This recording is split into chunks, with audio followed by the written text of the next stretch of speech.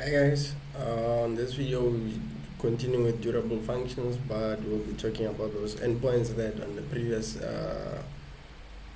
episodes of videos that I recorded you actually saw a bunch of URLs, and we are going to cover what we can use them for. Right, cool. Code wise, the code still runs in a recursive manner or eternal orchestration. So we are going to look at how can we terminate this, how can we find the status of our of our orchestration.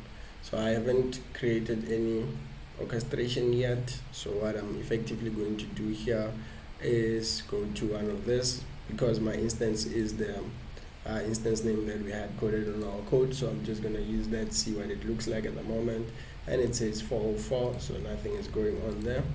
Then if I go here and I then say cool, send my request, I expect a 202, then my instance will be created. Code wise, for those who have not seen what the code looks like, we are creating an orchestrator using an instance ID called my instance ID, and what it does is it basically writes my name and surname to console using activity functions. Cool.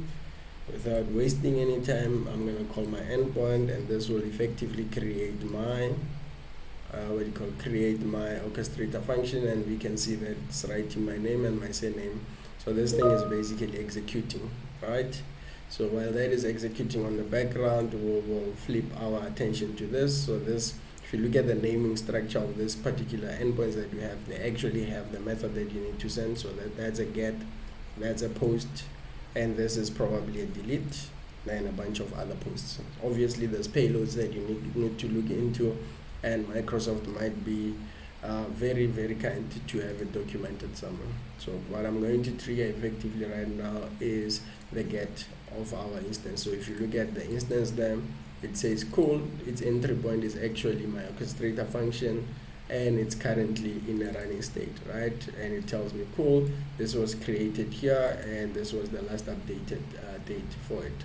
So if I look at this, and maybe let me just look at last updated date, that, and I execute again, doesn't seem like it's changing that. But anyways, that's nothing serious, but essentially you can also see the parameters that it's passing in and that it's in a running state. If I go to my storage account and I refresh that, you will probably see that this thing has a lot of history going on. Then you'll see that it actually has my instance, and if I go to the details of that, maybe let me try expand that, it shows you that cool, it takes in some sort of input, and the type of the input is actually personal details, and it has those two properties, my name and my surname, as we passed on or defined in code. Then it has a bunch of other information that you'd like there. Then, as I mentioned previously, the controller test hub control 001, 00, all the way to 004 is what it effectively uses to basically get the different triggers that you see here. So now you can already see that this function was triggered 3 times while I was speaking about whatever that I'm speaking about at the moment.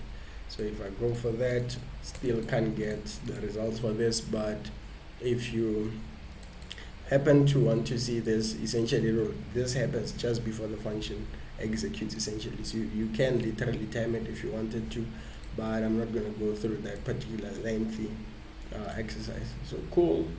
And that was me showing you guys the status endpoint. Status again is still running. So this thing is running.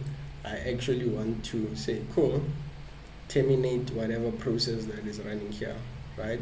I'm gonna say cool, terminate, and I'm gonna put my console here, then I'm gonna do that. But if you look at the terminate endpoint, it's actually a post. So I'm just gonna change my postman to a post and say cool, go terminate that. It has terminated, but has actually broken something. There was there was an exception being thrown essentially again. So I'll try to do this and see. So 202, this is my terminate, right? If I go to my status endpoint, I would like to see this thing in terminated state. So essentially that didn't work, because I'm assuming the delete request that I sent actually, well, my terminate endpoint essentially failed. So because of that exception, I'm assuming it didn't do anything. So now it's actually saying, cool, that instance that I'm talking about is actually gone. If I do this, it still says gone, then I'm pretty sure it's in a temporary kind of deleted state, but I can do that. Look at that. Currently it says it's actually terminated. If I go back to my instances and I go to my history, I don't expect much to have changed besides the executions that were going on. And if I go to my instances, my instance is still there, and I expect the status column to be changed to terminated. Now that it's terminated, I can effectively go a step further and say, cool, this thing, I know that it's no longer running based on what the status that I've done and the terminate functionality that I've just sent. Then I can effectively go to this patch history or delete. Right, if I go to that and I say pull, well, it's a delete endpoint, and I say cool, go for the delete, it gives me a 200, and it says it deleted one instance, which effectively was all that we had. Then if I refresh this table, okay, let me try to refresh that. There, it's gone. And if you look at this, well, the history is gone as well. So that's the delete command that I just sent in just now, and what it does effectively. So that's delete, that's patch history. While we did terminate, we did status, patch history, resume, suspend. Essentially, that's essentially what it's going to do. So it's a post. Let me just try send in an instance. So I've created an instance, and it currently ran my name. So I'm assuming it's in a running state. If I go back to my endpoints and I go to the status one, it says cool, that thing is actually on running state. If I go to the endpoints and I say suspend, which is a post, then I'll say cool, do a post on the suspend URL. I hope it doesn't require a body. So it says 202, which means it did something. I'm not seeing any sort of complaints on consoles similar to what we had previously. So now the console is a little bit behaving. So cool, if I go there, you can see that actually that thing is back to suspended status. Currently on console, this is what it looks like. It actually ran the request once, or after that exception is once. So I can actually go to the resume endpoint and say resume, then I send a post in there, and immediately after sending the post, I can actually see my instance running.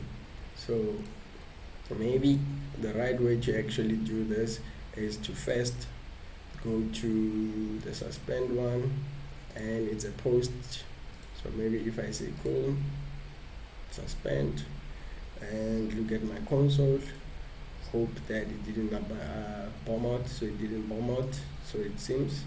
And then if I go to my status, I expect it to be suspended, and indeed it's in suspended. So because it's in suspended, I hope to go to my terminate. My terminate is actually a post, so I'll just change that to post and hope that it doesn't throw any more exceptions. Well, it's at 202, didn't complain much, so that's what it looks like at the moment. Didn't talk about dequeuing or anything along those lines. So what I'm gonna do is go back to the status one and say cool, what does it look like? It says terminated. Once it's terminated, I can go to my delete again and say cool. If I send the delete request, again storage account, if I refresh here, you can see the history of its execution. You can actually see the instance itself. I wasn't lucky to kill it when it was queuing a message, or had queued a message already. So what I'll do is go back here and I'll be calling my where's the command here? So this is my delete command essentially. So it deleted one instance like previously. I'm expecting the history to be gone and expecting instance to be empty. So cool, that's essentially how we use a bunch of those endpoints. I have not went into details in terms of checking that send event post URL. That one actually requires a body of some sort, and restart, I'm pretty sure it will restart, but I'm not sure if it will need some sort of execution ID or what. But let's say, well, it don't really work because we deleted the instance already. But effectively, that's how it looks like. So that's that, and thank you very much, guys, for tuning in.